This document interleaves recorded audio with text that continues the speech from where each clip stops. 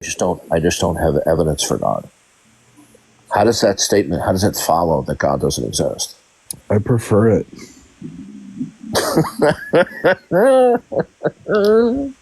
Yes, saying you don't have evidence is not like refuting the existence of it. It's just saying that Well, to say there's no evidence for God will either be cashed out is that the world is indeterminate with respect to God, or the statement there's no evidence for God is a stipulation that the world is to be regarded as being independent of God.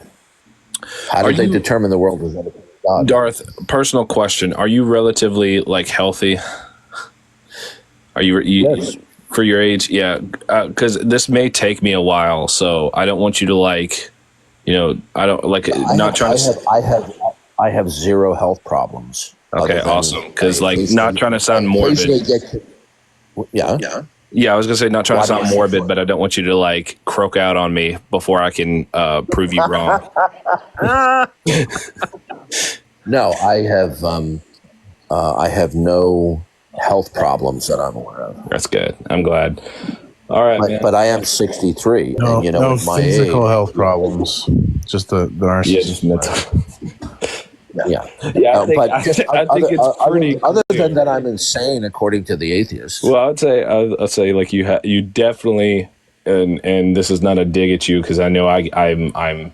You can dig at me. I don't necessarily dislike you. At first, I did, but then after talking to you personally, I'm like, oh wait, wow, he's actually a pretty cool guy. But you do have a very big ego, which I can too. But okay, see, the way that you're expressing yourself is in a dignified, thoughtful manner. You're not being like a sleazy idiot teenager. I don't agree with you, right? But the point is the way that it's the way people express themselves that get themselves into trouble with me. Well, remember, I'm also an adult, and I have a son myself. I have a family of my own as well. So it's I've done a little bit of growing up. If I talked to you whenever I was about 18, yeah, you and I probably would have not gotten along. But I've learned a lot of things throughout the years. Yeah, you learn. Hopefully, people learn when you get older.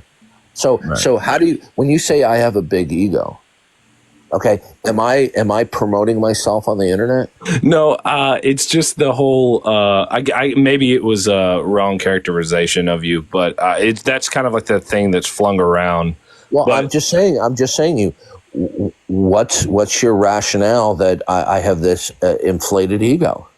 I guess it would be when people talk over you or when people say things that you don't agree with, you'll overtalk them over and over. That's because I'm dealing with people who are complete idiots and they're wasting my time. You see, what you don't understand from my perspective, okay, right, is that I deal with people that say the same bullshit over and over again. They're uneducated, they're not intelligent, and they're just wasting my time. I'm not just interrupting them to bulldoze them. I'm just stopping them from wasting my time. Typically, when people respond to me, the majority of times when I interrupt, I'm interrupting because what's coming out of their mouth does not bear resemblance to my question. Right. Yeah. Okay. Other times when I interrupt people, okay, and I get indignant. I get indignant when people are blathering idiots and I try to interject to bring clarity to the situation, right? And they refuse to cooperate. And then they go into full verbal disruption mode. And then I go ballistic on them.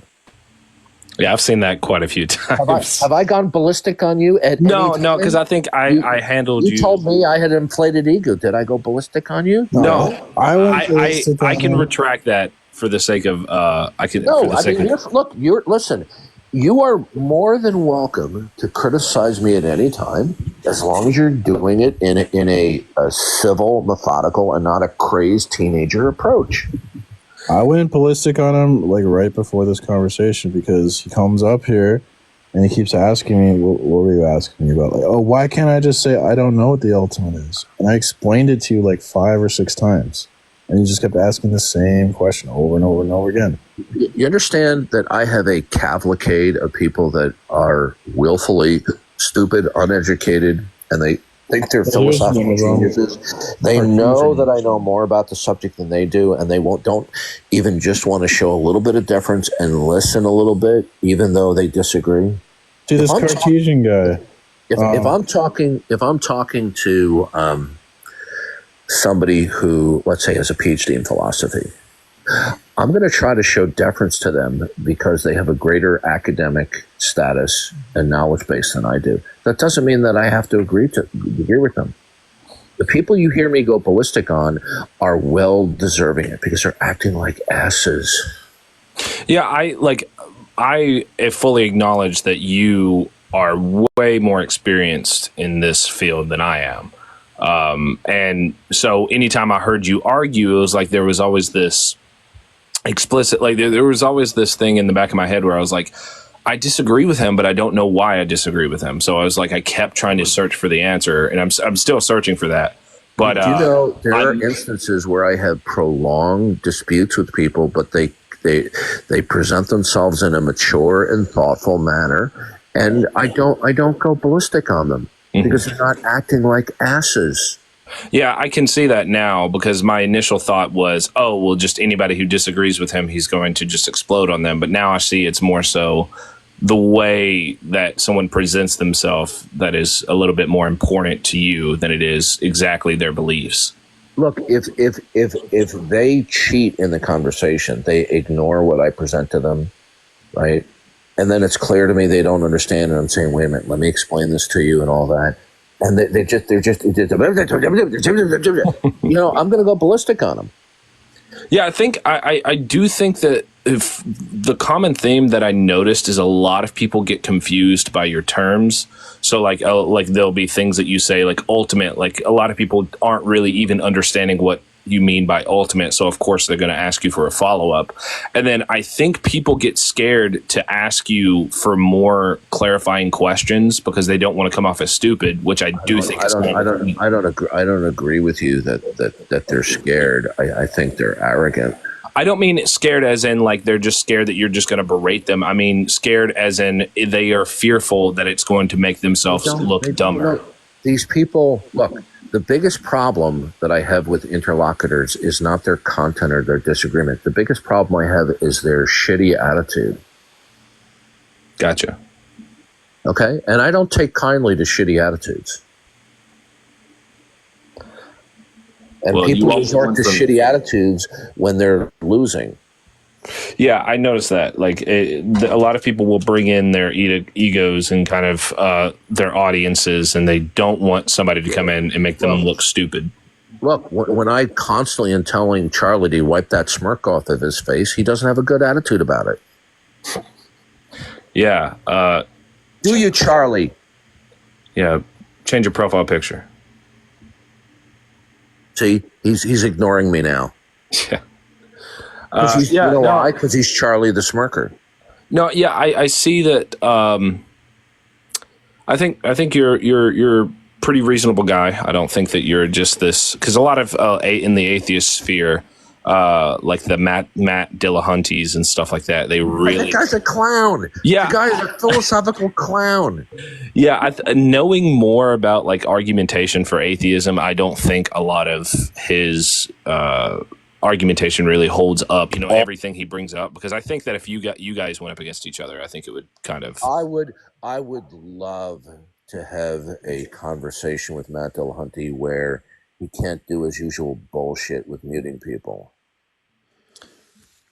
Do you know how many people would love to see that? I just know he won't, just because I think it was the clips or whatever that they had of you in other servers of where you said that's a vacuous excuse on his part. Yeah. Just like when he ran away from his name? Andrew Wilson. He ran away from that. He was just pissed because Andrew was condemning the trans community, and his husband is a trans.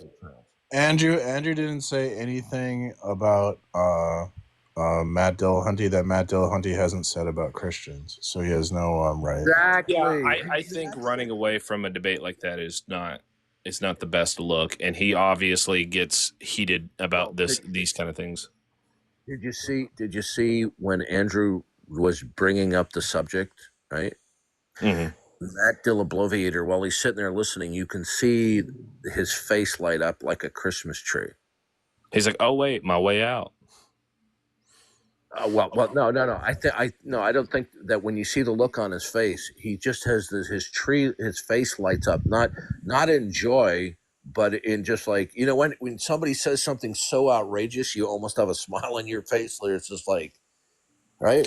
Yeah, I when I seen that debate, I actually like Andrew Wilson. Like I used to be a big fan of Matt Dillahunty, and over the years, I've just really he's gotten really annoying to me with the hanging up and the screaming at people. And I'll tell you a little secret. He had a falling out with the Atheist Church of Austin. Did you know that? I heard that they stopped associating, but I don't know what that. They broke up. Yeah, I was involved in that a little bit. Really? I'm not going to tell you why. You don't. You don't have to. You don't have to. I got the ball rolling, and of course people are recording this right now, and I don't care. But I'm delighted that I had a part in that. Wow. Well, because I know he made videos about that, but like I Matt, love it. He was crying on camera. Yeah, not that there's anything wrong with a man crying, but yeah, I don't know. Like a lot of the way Matt acts on debates, it's very hard for me. Like I like somebody like Alex O'Connor, which I know you've said some disparaging things about him, but I like to I like to listen to him. I think he's like Alex is less stupid than Matt the Bloviator, but right. I think he's like the next logical step, like from Christopher Hitchens. You go Christopher Hitchens, and then Alex is just an upgraded. No. There's no comparison between the two. Christopher Hitchens was just somebody who's engaging in bombastic rhetoric. Well, right. I mean, I don't even think most of his arguments held up. I think Alex is a large class above Hitchens. Hitchens. Did you ever see the debate between Hitchens and William Lane Craig? Yeah, I did, and that was one. The Q&A. I can't remember exactly what was said in the Q&A. Hitchens literally imploded and was just rambling incoherently at one point. Yeah, I'm not going to lie. Like, I am a big fan of Christopher Hitchens, not for his like atheist arguments and stuff. I just like him as a like a narrator and kind of somebody who speaks. There's no he doesn't make arguments. He's a gifted orator. All he does is every time, and when he's in like a debate, quote debate, right? He doesn't make arguments. Every time that it comes to him, he just reframes the discussion. Yeah, there are times in which they would ask him a question and he wouldn't even answer it, like, the origins of evil, these things like that. He would just kind of... Did you know that he's a theist now? Who? Hitchens. Oh, Hitchens is a theist now? Yes. What is it? Oh, okay, because you're saying he knows...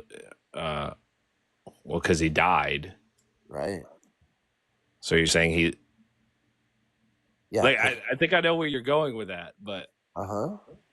I mean, you're entitled to your belief, Darth. Even as morbid as it is, because I know he did say something, but he's a lot bolder of a man than I am, because, like, if I got to the pearly gates and, I met with like the guy is borderline Looney Tune. First of all, he's an alcoholic, so no wonder he didn't want there to be a God. He was asked by Todd Friel, and you can see the video on YouTube. Todd Friel said to Christopher Hitchens, "What if it's the case that God does exist, and He's created this world, and He's put you here in it, and He's allowed you to make a good living off of the royalties of your book, okay, and have a nice home and a family? Wouldn't He have been good to you?" And Christopher Hitchens goes, "No, because then that would mean I would have an eternally supervising parent who's constantly keeping me under surveillance and not letting me get on him with my life." Totally psychotic response. Yeah, I don't think that was a good argument. But don't you wish you could have his voice? Whoa. good argument. It's a psychotic response. Well, that's what I'm saying. I don't even think that it was even a good argument. Like, it wasn't a good argument. Like, it was just No, it's he just said because he would keep me under surveillance. First of all, that's a complete misrepresentation of the nature of God. God, being omniscient, is not a voyeur singling certain people out for spying on them with binoculars like mommy and daddy. So he, right off the gate, he has a complete misrepresentation. Then he says, and then he would not let me get on with my life.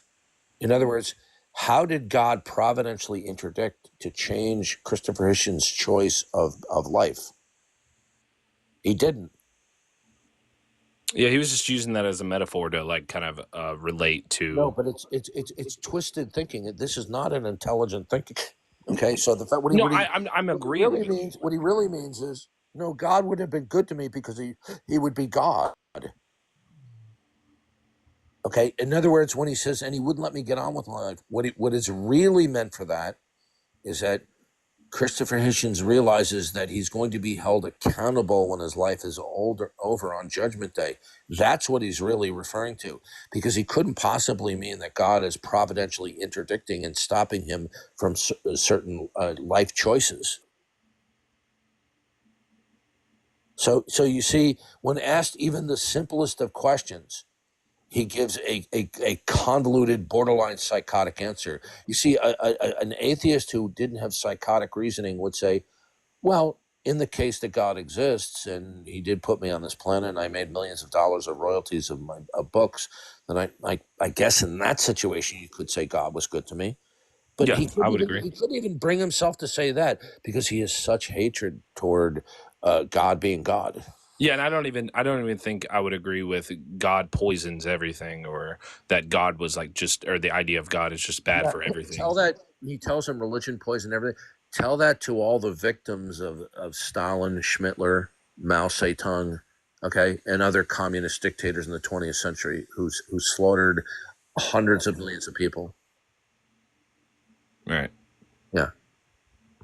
Well, I mean, I would even say like just positively believing in God or like some sort of afterlife has some utility in it, has like positive utility in it. Which I was speaking to my girlfriend the other day about this, where I was like, me as an atheist, we've already discussed that, but just what I believe, I was saying, I don't think that religion is all bad, and I don't even think that it all like believing in God is like bad either, because they're like I would definitely interact with the world differently. Hitchens was a train wreck. Well, I would definitely interact with the world differently if I had a belief that when I died I was going to go to heaven. Like, I feel like life would feel a lot more positive if I had that belief. Anyway, well, we're going to move on. We have Adrian. What would you like to say, Adrian?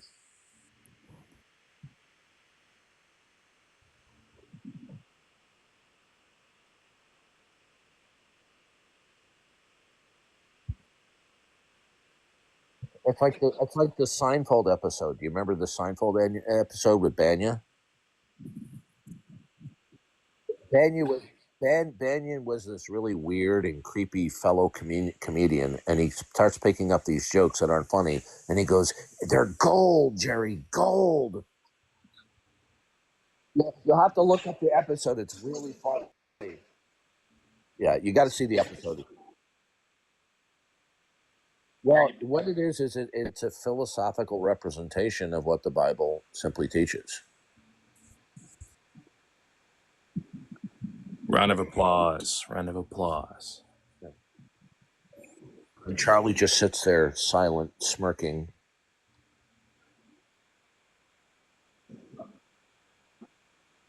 Yeah. Well, you see, when they say, "Well, that's not objective proof," say, "Well, that's not."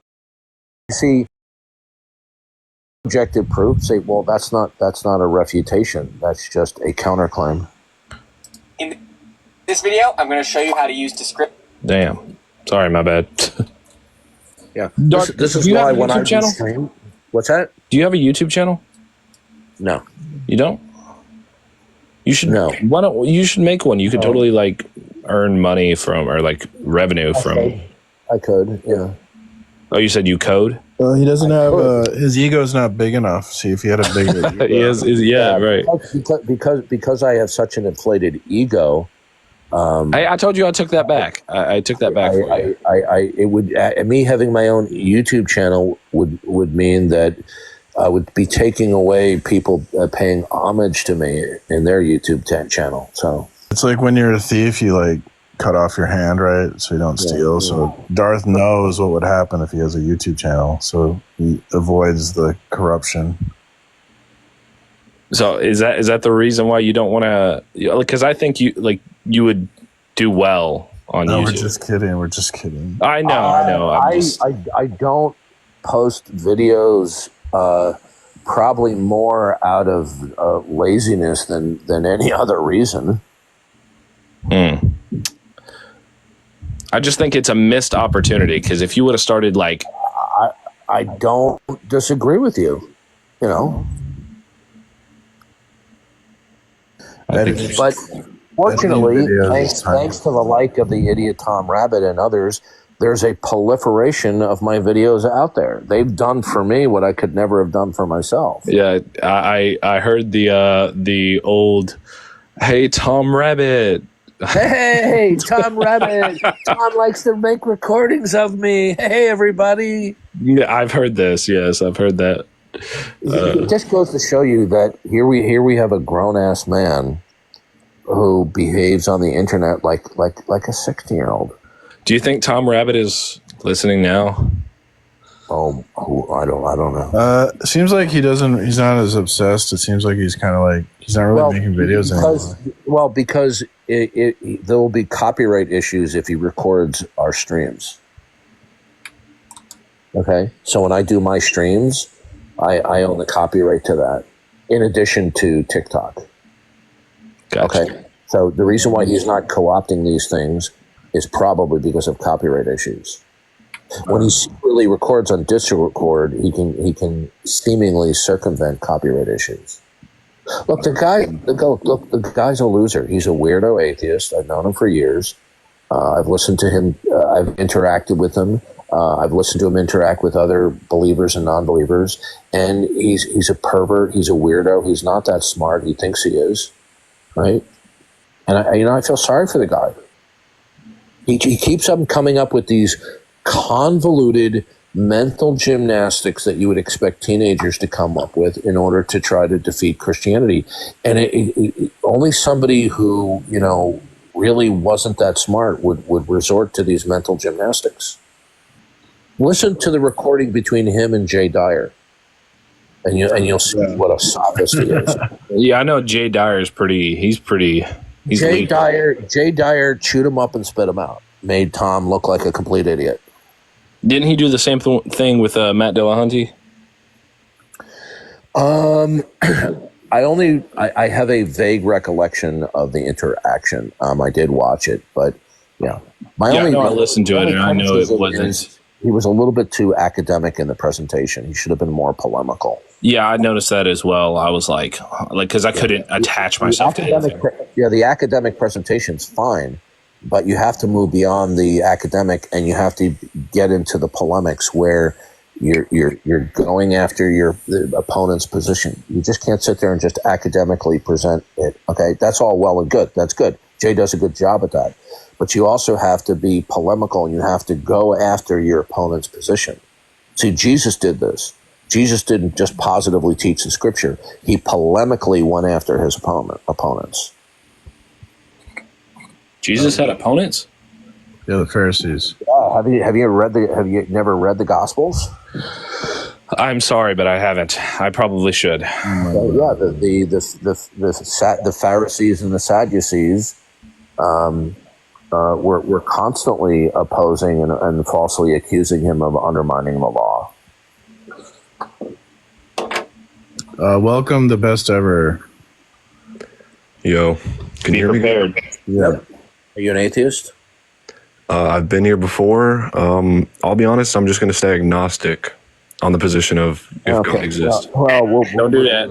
Wash, rinse, and repeat. Yeah, agnostic is a self-identification, but when we examine that identification, it's just an indirect denial of God. Okay, so you refuse to accept the necessity of God when invoking propositions, which constitutes an indirect denial of God. So we can stop with this silliness that you don't deny God. Yeah, I understand that. I've heard that before. I'm just saying I don't have all the answers. That's what agnostic is for me. No, that's agnostic is a claim to suspend judgment. You have made a judgment that God is not necessary. Okay. You want to tell me you haven't made a judgment that God's not necessary? I guess I'll concede that I have made a judgment, but Okay, so how is it that God doesn't exist? well, I'd start by asking you, why should I accept your claim that God is You're starting with a dodge. No, Having you're starting with a dodge. It doesn't logically and necessarily follow because you have unanswered questions that God does not exist. Yes, I accept that. Oh, so it logically follows because you have unanswered questions that God doesn't exist? No, I accept that what you just said, that's a positive claim. That is true. Just because things are unanswered doesn't mean that God doesn't exist. Right. So, but your position is that there is no God. I wouldn't say that. I wouldn't go so far. So you do affirm and accept the necessity of God? I wouldn't say it's your God, but yeah, there is a God that I accept. Notice how you try to pull a fast bait and switch. When you're dealing with somebody who's been debating for 14 years, you better be pretty good at the bait and switch. But yeah, I saw you dealing from the bottom of the deck there. Okay, we're talking about your position, not mine. Are we not talking about your position? Why would we be talking about my position, though? Yeah, continue to dodge, and that's the quickest way I put you in the James Bond ejection seat. Okay, I'm sorry, but is it your position that there is no God? No, my position is that there might be a God. I just do not know. No. Do you refuse to accept the necessity of God? I wouldn't refuse that. I can. Okay, bye. I can accept it. That's logical. Bye. We're done. Goodbye. Yeah, when you quintuple down on stuck on stupid, then we're just done. Okay. See, he was blatantly being dishonest and evasive. So that I have no tolerance for. What you just saw on full display was complete evasiveness. This is what they do. Where had I heard that before? Don't you love it how the atheists always quote me? It's funny. I like that. I like that. It is.